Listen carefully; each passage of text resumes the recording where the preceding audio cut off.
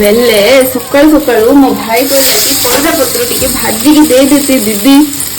से कौन करी भाविली पिठू टिके बटी देथिला मम्मी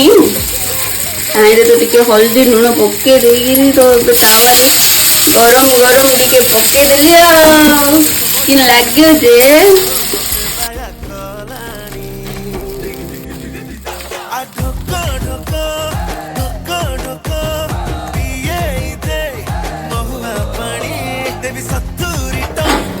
बनीगला आमर कलरा पत्र पिठो भजा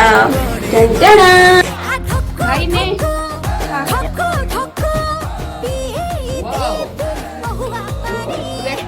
केरा